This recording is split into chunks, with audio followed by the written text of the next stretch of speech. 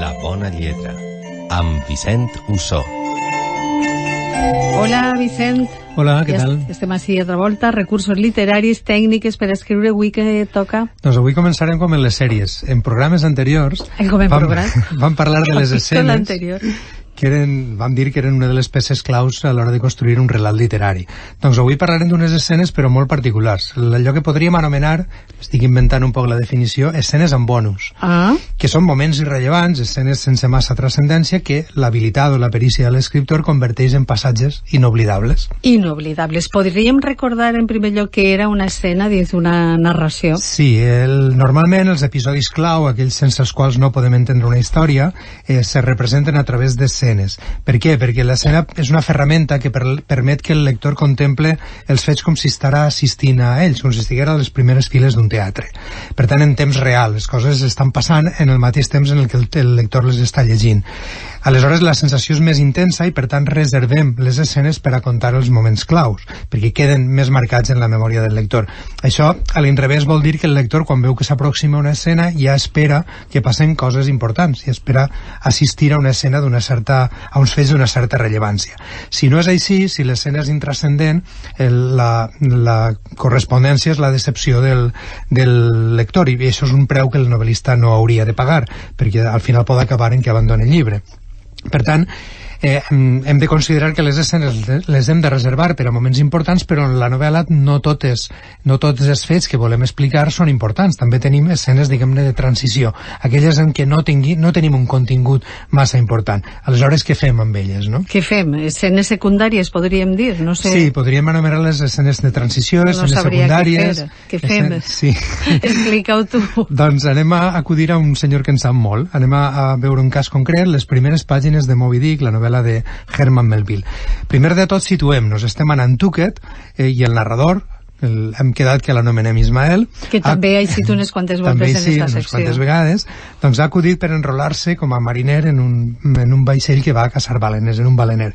La primera nit, que és una escena fantàstica en la que acaba dormint en un natiu una tribu dels mars del sud que s'anomena Queequeg, doncs després d'aquesta nit els dos, Queequeg i Ismael, van a veure si se poden enrolar en un vaixell, i per tant fan cap al port, i allà troben un vaixell que és el Pequod, que està reclutant tripulants, i s'enrolen. Quan ja s'han enrolat, Melville necessita que el lector tingui la sensació que passa un cert temps abans d'anar a la següent escena, diguem-ne, important. Per tant, ha de generar una escena de transició.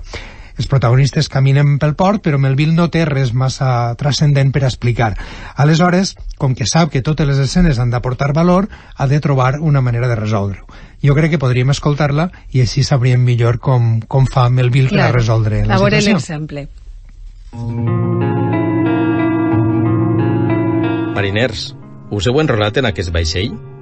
Queequeg i jo havíem acabat de baixar del Pequod i ens allunyàvem de l'aigua tot passejant, cadascú ocupat en els seus propis pensaments, quan les paraules esmentades foren pronunciades per un desconegut, el qual, aturant-se davant nosaltres, apuntà el seu massís dit índex cap a la nau en qüestió. Us hi heu enrolat? Va repetir. Parleu del vaixell Pequod, suposo, vaig dir jo, intentant guanyar una mica de temps per observar-los sense interrupció. Sí, el Pequod. Aquell vaixell d'allí, digué, i va tirar el braç enrere per llançar-lo ràpidament cap endavant altre cop, amb la baioneta del seu dit punxegut clavada apuntant directe a l'objectiu. Sí, vaig dir, acabem de firmar els contractes. No hi deia res de les vostres ànimes? Quines coses, no? Sí.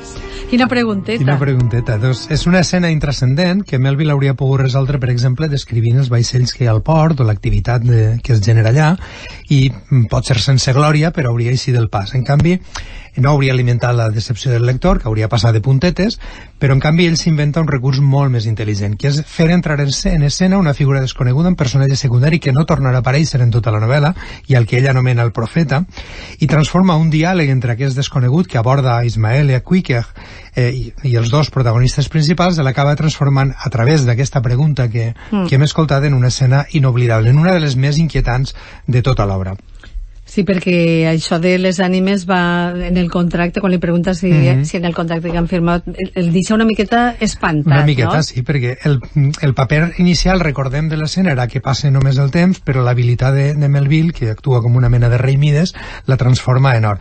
I per què són inquietants les paraules del profeta? D'entrada perquè anuncien que aquell no és un vaixell corrent, i per tant, la travessia que es espera tampoc ho serà.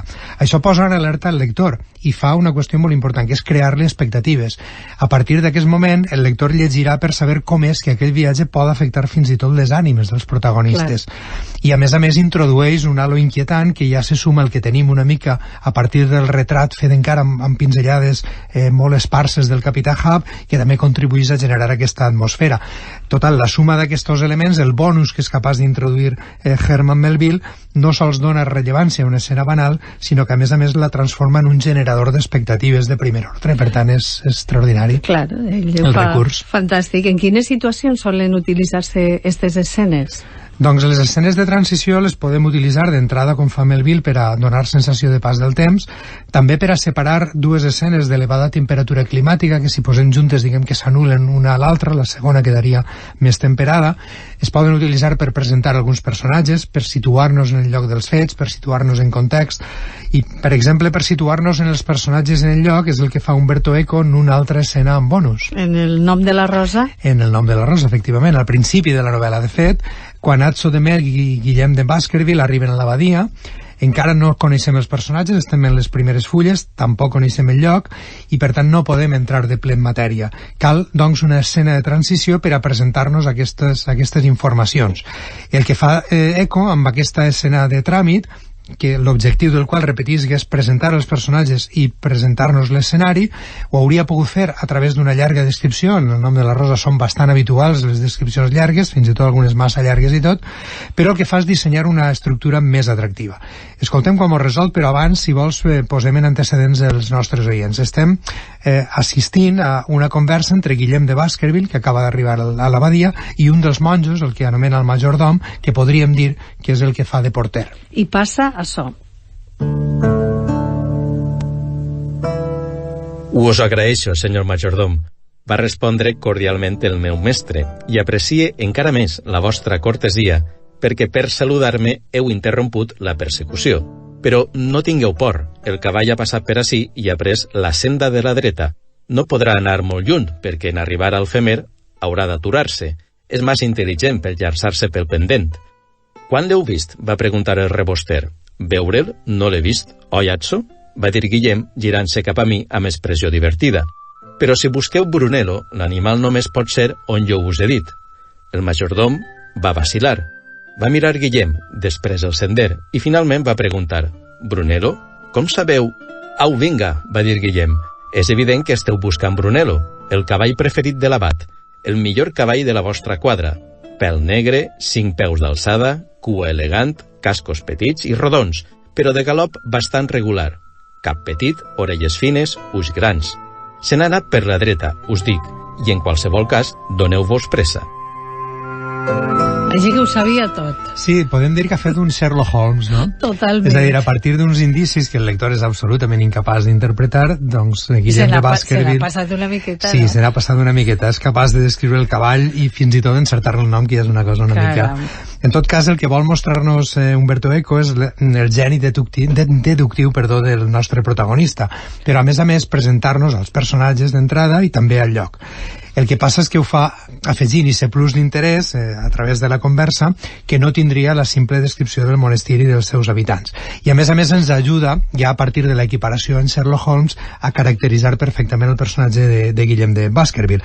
És, per tant, un bonus que s'inventa... Perquè li posa ja el cognom... Sí, el cognom ja ve d'una novel·la protagonitzada per Sherlock Holmes, El gos dels Baskerville, però a més aquesta primera aparició en escena on a partir d'uns signes que, com dic, el lector és incapaç de lligar, ell és capaç d'anar molt més enllà del que probablement la lògica ens diria, doncs el que fa Umberto Eco és afegir interès narratiu a una escena que d'entrada no en tenia massa, que era un moment simplement de transició i que ara es convertís en una de les escenes més brillants de la novel·la. Doncs ja sabem que és una escena amb bonus extra, diguem. Extra. Molt bé, fins la setmana que ve, Vicent. Fins la setmana que ve. Adéu. Adéu.